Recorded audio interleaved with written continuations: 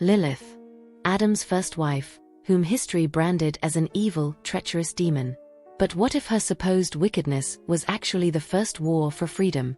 She is the one who chose the barren wilderness of the Red Sea rather than surrender her right to equality and self-determination. The Edenic origin, a tale of the cursed beauty. The whisper of the legend long precedes Eve's birth.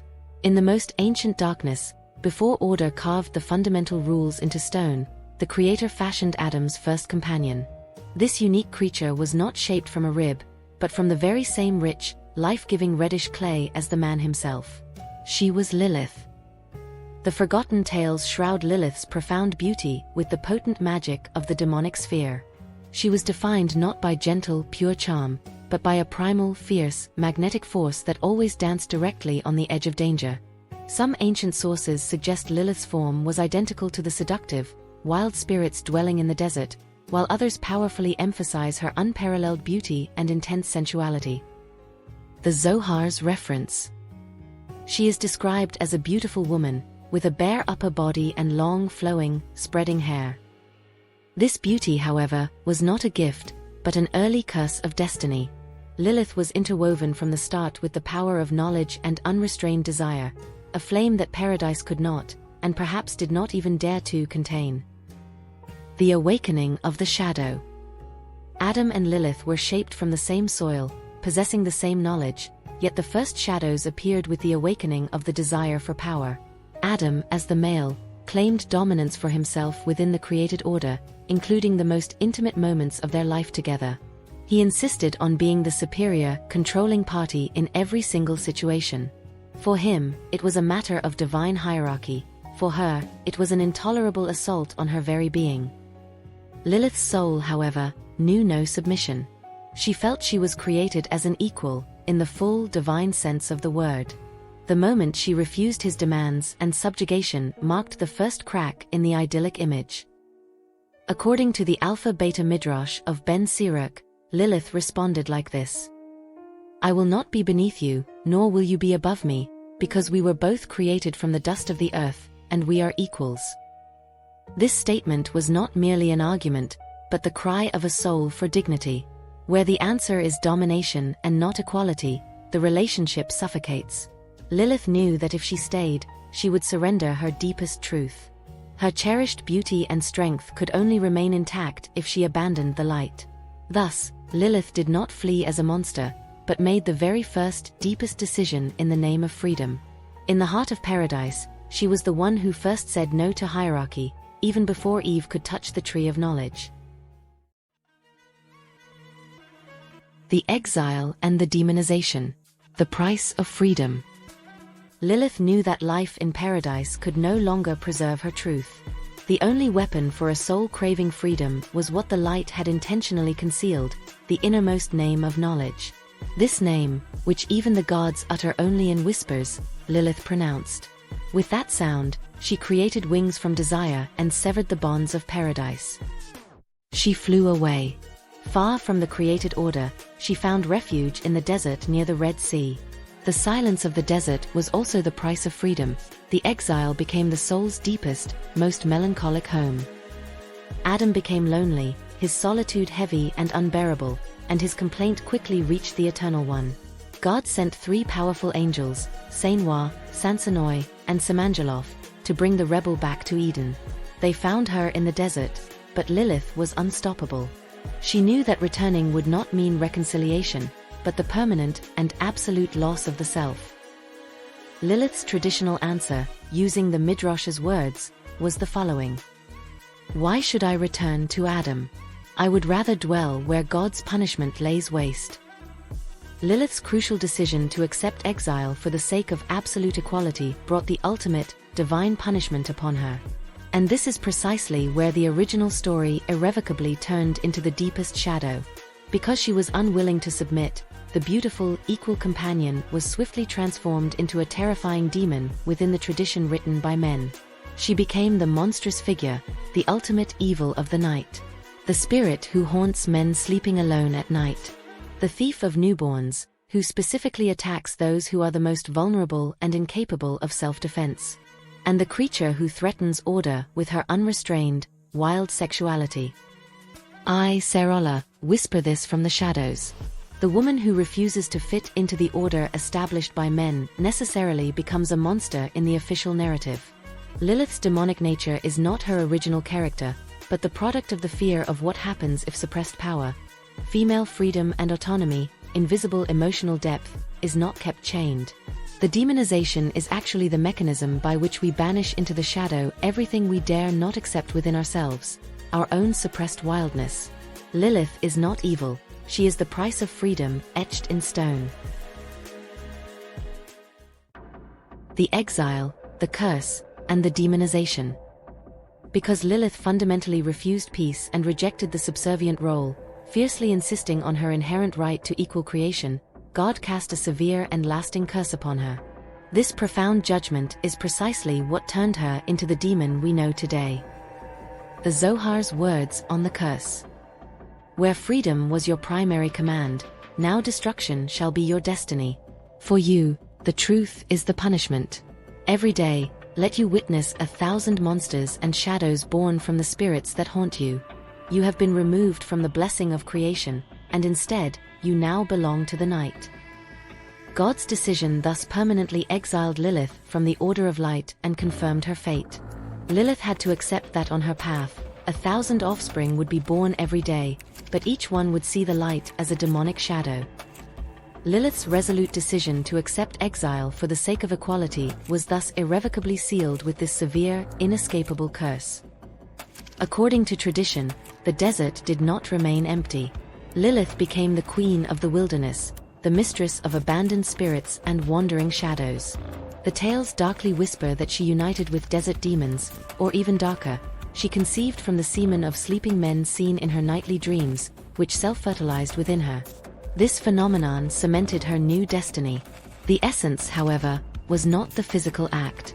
Lilith's creative power, which found no place in the order of paradise, desperately forced its way out. But creation born without the light could no longer generate human life. According to the Hebrew and Babylonian references, every day she gave birth to 1,000 shadow figures, soulless spirits, a terrifying army of demons known as the Lilin. These Lilin were not children of flesh and blood, but manifestations of exiled will, ethereal beings born from the rejection of order. This demonic army became both Lilith's revenge and her solace. She became the mother of shadows, who gives form to the suppressed sexual, creative energies of the collective unconscious. Her children are the very demons we give birth to when we reject our own wildness, our taboos, our forbidden thoughts. Lilith did not become the mother of demons because she wished to be evil, but because her yearning, creative energy was rejected by the light. Where the blessing of creation is lost, only the shadow of vengeance can be born. The army of demons is the pure projection of our collective consciousness, the parts banished and exiled from ourselves, which now return to the established order as threatening shadows. Demonized existence was the only way for the original desire for equality and the creative feminine power to survive within the patriarchal order. Deep roots. Lilith, the wind of the night. Lilith's story did not begin in the Garden of Paradise. The truth lay inscribed in clay tablets, resting in the dust of the first civilizations. Lilith's tale is actually one of the human soul's most ancient motifs, a shadow that wandered across millennia. Sumerian and Akkadian night. Far beyond the Edenic fence, female spirits whose names echoed the fate of the rebellious woman were already wandering in ancient Mesopotamia.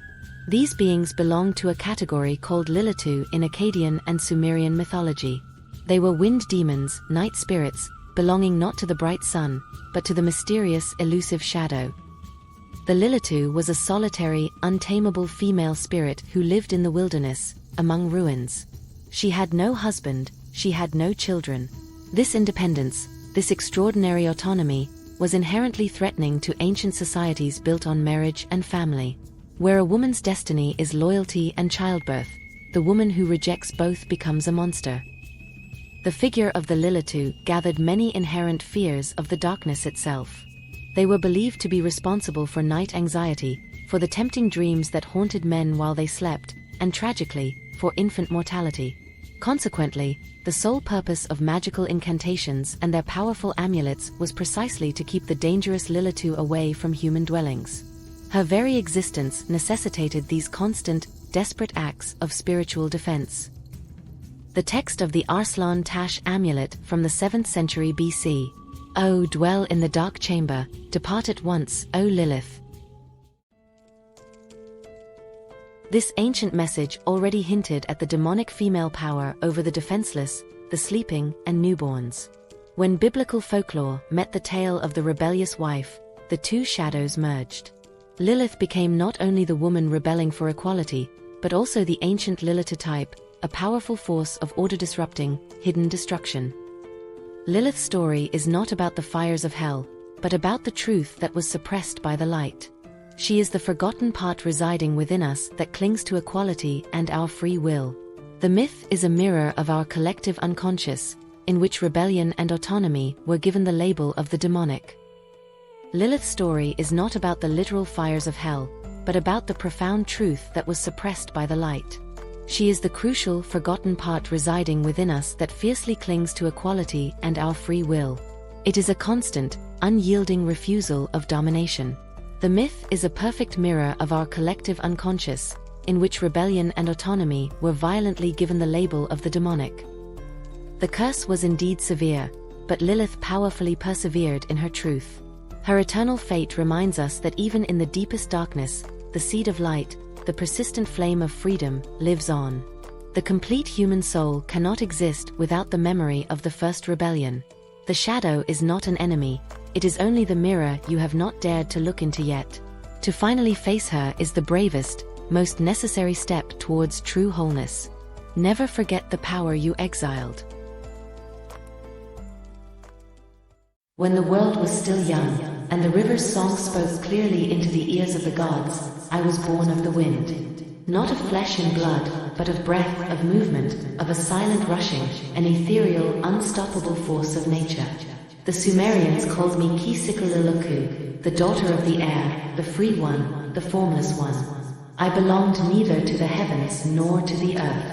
The wind was my body, the sky was my hair, and the night was my cloak. Where the world's border ended, there began my home, the wild, untamed wilderness, where the dreams of gods and men interweave. One day, Inanna, the goddess of light and desire, found a tree by the riverbank. She said she would carve a throne for herself from it. She planted the hulapu tree, and I, the daughter of the wind, moved inside it. I nestled against its roots, like a secret breath, like an invisible life speaking from within the wood. A serpent coiled in its trunk, its scales glistening, and the great Nzu bird nested high among its branches. The three of us guarded the tree's secret, the world of the gods and the deep, silent power of the Mother Earth. But the gods do not tolerate the freedom of the wilderness. Inanna commanded that I be driven out. Gilgamesh came, a hero, mighty in stature, who believed he was acting in the name of rigid, established order. When his powerful sword struck the trunk, the ancient tree cried out. The serpent, swift and silent, fled beneath the earth, and the magnificent Nzu escaped into the vast, limitless sky. And I, the daughter of the wind, ran into the desert, where there is no word of the gods, only the music of the wind and the memory of the sand. There I became the one they fear. There I became Lilith, whom men see in their most troubling dreams, and the memory of primal freedom living secretly within all women. I am not a demon, I am a vital reminder that there was a time when woman breathed with the wind, when she was not ruled nor called sinful, only free. I am the wind that will not bend, the air that does not ask for permission, the voice that whispers among the trees. Remember, you were free once too.